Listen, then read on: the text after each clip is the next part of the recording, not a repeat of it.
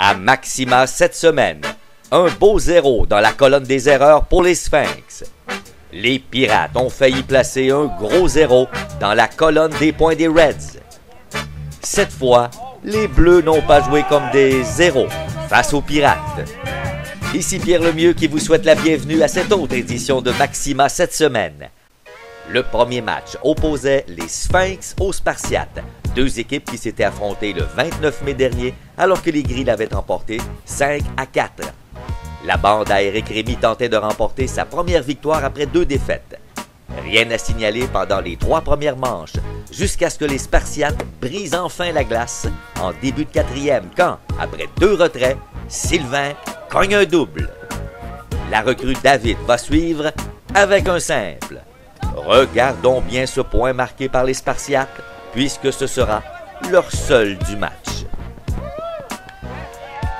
En fin de 4e, après des simples de Joey et Eric, Sébastien fait marquer le premier point de son équipe sur un ballon sacrifice. Puis, l'arrêt-court des Spartiates reçoit un roulant de power pat, mais non, Sylvain, il n'y avait personne au premier.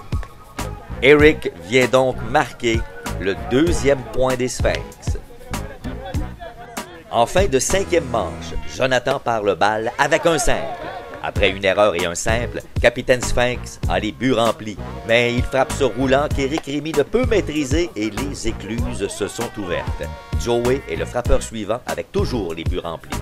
Paille cognée au champ opposé, en lieu sûr, le voltigeur qui rate la balle, elle roule derrière lui.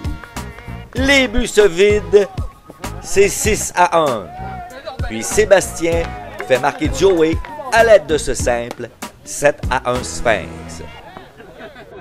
Début de 6e manche, Billy frappe la balle vers l'entrechamp droit, Capitaine Sphinx capte la balle. Son équipe n'a commis aucune erreur dans cette victoire de 7-1. Le deuxième match opposait les Reds en quête d'une 2e victoire aux Pirates qui cherchaient une 4e victoire en autant de matchs. Fin de 2e manche, les Pirates prennent les devants. Ça commence avec Flower qui frappe un triple. Après la 2e d'une série de 5 erreurs de Sly à l'arrêt-court, Martin cogne un simple pour le premier point de la rencontre.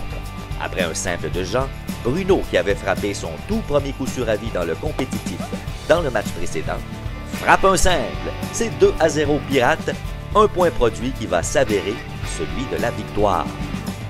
À part 3 autres erreurs de Sly à l'arrêt-court, pas grand-chose à signaler jusqu'en fin de 6e manche, alors que les Pirates ont définitivement mis le match hors de la portée des Reds, grâce notamment à ce triple de 2 points de Charles et ce double de Guillaume.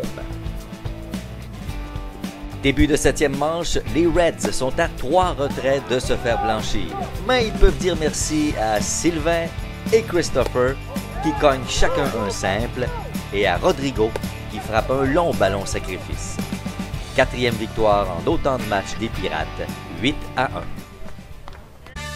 Le dernier match de la soirée opposait les Galchenyuk qui voulaient certainement venger leur humiliation de 28-5 du 29 mai dernier face aux Pirates qui visaient, eux, la perfection, 5 victoires en 5 matchs. Mais la bande à Vini ne l'a pas eu si facile cette fois, face à des Bleus beaucoup plus coriaces. En début de 3e manche, avec une égalité de 1-1, les Pirates prennent les commandes grâce à ce simple de leur capitaine, suivi du triple de Guillaume et du simple de Flower, 3-1 Pirates. Mais les Bleus vont répliquer dès leur tour suivant au bâton via les simples de Tony et Philippe, 3-2. Puis Sly frappe un ballon sacrifice qui crée l'égalité. Tout nouveau match, 3-3. Réplique immédiate des Pirates qui reprennent les devants grâce à ces simples de leur lanceur Martin, le 3e coup sûr de la soirée de Jean et ce simple de David qui va s'avérer celui de la victoire puisque les Bleus ont été blanchis ne frappant qu'un maigre coup sûr lors de leurs 4 tours suivants au bâton. Défaite honorable toutefois de 5-3, les Pirates de leur côté poursuivent sur leur lancée irrésistible, 5 victoires en autant de matchs. Voici les 3 étoiles de la soirée, telles que choisies par la Hyène. La 3e étoile, Bruno avec 3 en 5, un double, un point compté, un point produit en 2 matchs et première étoile du match Pirate Reds. La deuxième étoile, Sébastien avec 1 en 2, un sacrifice, 2 points produits et gant d'or de la semaine comme troisième but des Sphinx. Et la première étoile, Martin qui, comme lanceur des Pirates, en 2 matchs et 14 manches lancées, n'a accordé que 3 points mérités sur 4 et aucun but sur balle.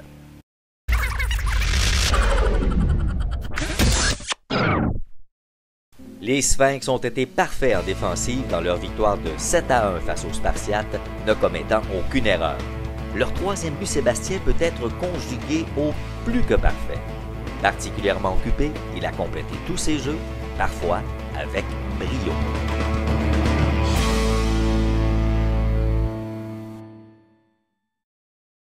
Ce fut tout le contraire pour notre ami Sly à l'arrêt-court dans son match contre les Pirates, à qui on pourrait remettre le gant de plomb de la semaine.